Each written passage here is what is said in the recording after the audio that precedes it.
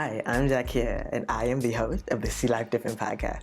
This podcast is perfect for you if you are a Black, Indigenous, woman of color, ready to step outside of your comfort zone. This podcast will inspire you, empower you, and educate you on how to see life differently, whether it's in your business or in your personal life. I am a cancer survivor, brand cultivating strategist, author, and world traveler. Let's get into it.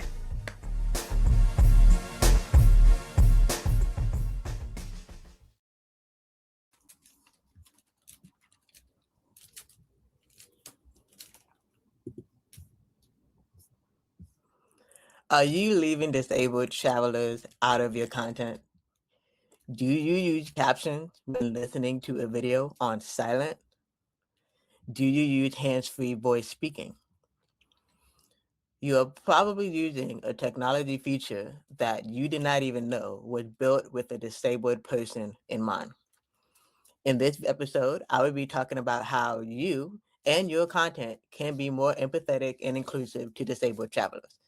This is especially for you if you consume, watch, listen to, or even create content of any kind, and you've never even wondered how and whether or not a disabled person will see or hear your content. I am Zaakirah. I am a hard of hearing, visually impaired traveler who's been to over 15 countries, half of the United States, and over 4 continents. I am also an accessibility advocate, brand cultivating strategist, and a travel consultant. I'm going to also talk to you about ways that you can continue to connect with me and work with me on this topic, on travel, branding, and beyond. So I've also been a speaker for a little over 10 years now. Having lost one of my eyes to a childhood eye cancer, I've been seeing life through one lens for over 30 years now. Just most recently, in the last few years, especially since the pandemic, I've become more of an advocate, not just for myself, but for others around me who may want to be using social media, listen to watch podcasts, go to certain travel destinations, but they can't because the content that's already out there is not really accessible for them to be able to learn and feel safe and feel secure about going to that specific location. So I began to take it upon myself to be more considerate and conscious and lead by example. One, not only is it because I can only see in one eye, as a result of my childhood eye cancer, I also lost my hearing just a little bit. So when I am in person, when I am traveling to different places, I have to be very intentional about the noise levels of the environments that I'm going to, pay very close attention to the accents of people that I'm listening to, and to speak up and say, I need to be able to have extra time to get to and from places, and I need to be able to see exactly what I need to know and where I need to go. But most people think that when you see someone who is in a wheelchair, when you see someone with a physical disability, that they only need one thing. They need to make sure that they can get in and out of wherever they're going to. They need to have a wide enough space to be able to use the bathroom or even enjoy the place that they're going. But sometimes we forget about the things that are disabled, that are invisibly disabled. Sometimes there are things that you cannot see. A hearing loss is something you cannot see. Neurodivergence is something that you cannot see. It's very easy to be considerate of our elders because we can see them progressively get older and not move as fast or not move as quickly, or things will hurt a lot more. But what about those who are young and recently injured, or recently lost their hearing, or recently lost a body part that you can't exactly see? Sometimes it takes a little bit more empathy to be more inclusive. And that's what I'm going to talk about a little bit more about how you can do that. So I'm recording this episode about a week before I'm going to be stepping on the stage at the Women in Travel Summit, or WITS Travel Creator Summit. It's the largest gathering of women and gender diverse travel creators in the world. And they're going to be coming right to my backyard, if you will. They're going right to Chattanooga, Tennessee, which is where my dad is from. I used to live there when I was a child, and my dad is actually from a small town outside of Chattanooga. And so it's so much fun to be able to bring this skill set into an environment that I know is going to be like a mini family reunion. I've been doing travel content since before it was called content. I've been using YouTube, I've been using blogs, I've been using podcasts really since the early 2010s. But technically, my love for any kind of content really started when I was a child, right there in Chattanooga, Tennessee. It's where I was first introduced to a Kodak Polaroid camera at the age of 5 years old, because surviving cancer means I survived a trauma. So that means that I was needing some kind of creative outlet to just be at peace. And so I literally took pictures everywhere that I went. And as I got older and got to go to my first international countries, that was when I started to take more pictures, take more videos, and turn it into a blog where I was writing about it. And then later on, a vlog where I would video about it, and then turn that into an audio podcast. And eventually speak on the TEDx stage, patting myself on the back. Travel is supposed to expand how we see the world, but for many disabled travelers like myself, the world is still not designed for us to be in it. Thankfully, the last couple of years that I've been traveling, it's been a lot easier to advocate for myself. There's something called a Sunflower Lanyard, where I can have a bright green lanyard around my neck, and I can have an identity card where I can just say, hey, I have a hearing loss. I need you to face me when you're talking to me because I am a lip reader. I'm trying to understand exactly what you're saying so that I do not miss anything. I need to know, where do I need to go to get to the right airport line? I need to know where I need to go on my specific tour. But sometimes most people tend to forget about that. So it's very nice to be able to have that identification card, because most people really do forget to ask the simple question, how can I help? And then we have to think about the online content when it comes to creating certain images and certain videos. Sometimes you're making your own graphics. I know we have to DIY and use AI for almost everything nowadays. But then you're making content where you like the color of the font, but the font, if you were to stand 10 feet away as if you were taking an eye exam, you have to think if you would be able to see that content. We want to be able to read what you're saying. We want to be able to understand the photos that you're posting. We want to be able to watch the video that you're uploading or that you're watching too. You may want to share a reel or a video or TikTok with someone, but if that person cannot hear, not just because they're in a very noisy environment, if that person cannot hear, how are they going to be able to know what it's about?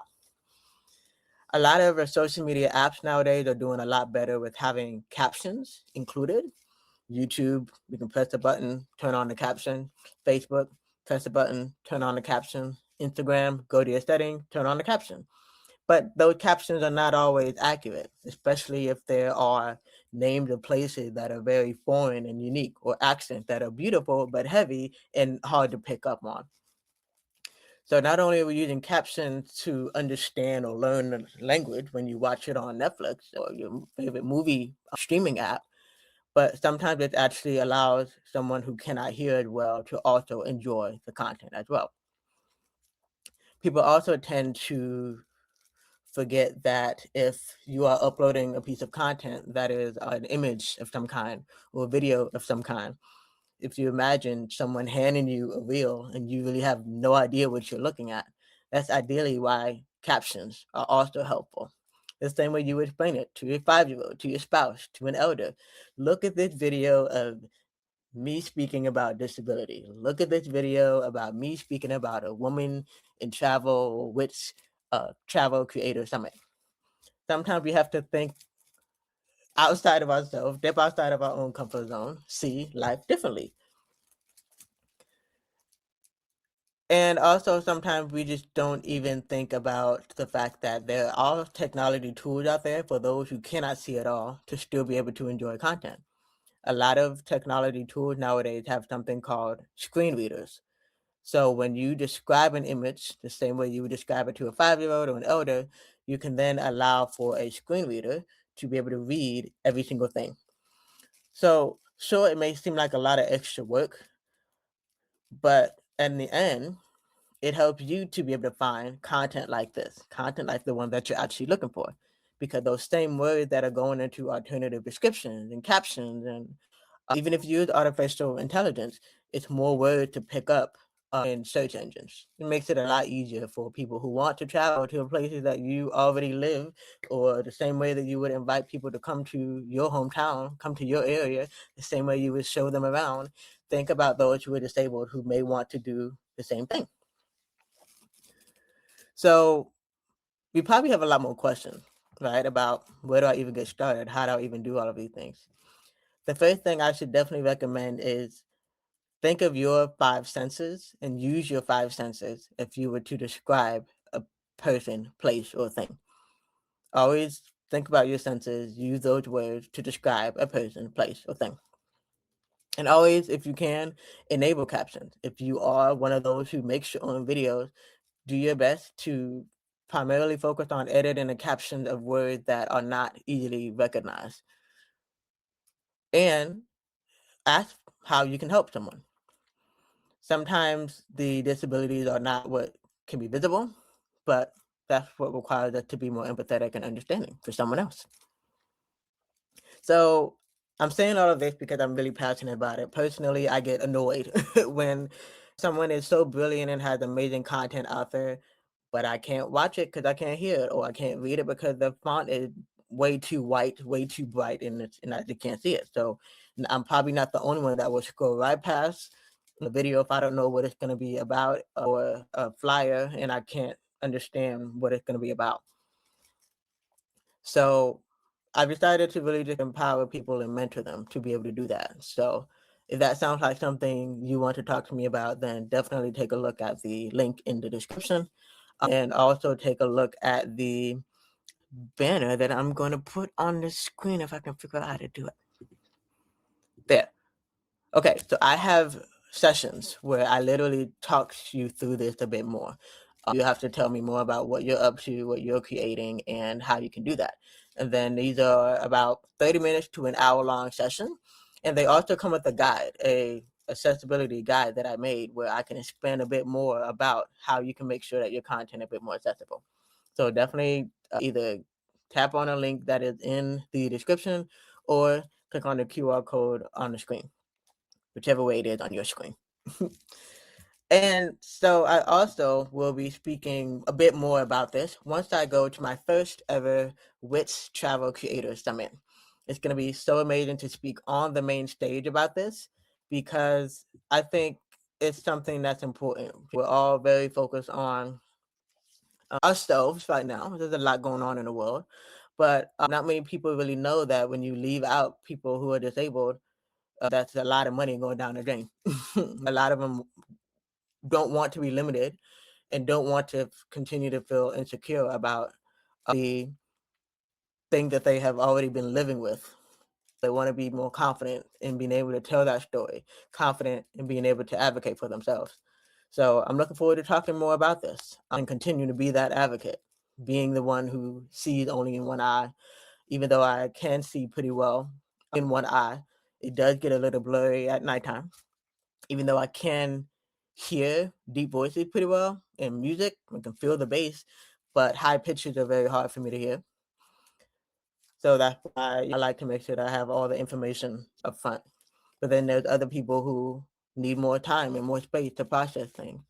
So this is where I really become that accessibility advocate as well when it comes to doing that. If, again, this sounds like you can book a mentorship session with me, take a look at my accessibility guide, or if this is just completely new to you, I have a book. My mom and I wrote a book about what it has been like just being sometimes the only one in the room who is going through what we were going through, and how we overcame all that resilience with the amount of confidence that you may see me using right now, no matter how nervous I actually am.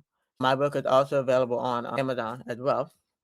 And I would just put up one link where you can just see all of the things.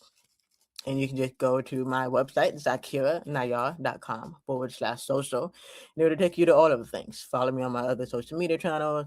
If you are not going to, if you are seeing this before the Women in Travel or WITS Travel Creator Summit, the tickets are still available if you want to do that. And I have a discount code. for getting that ticket as well.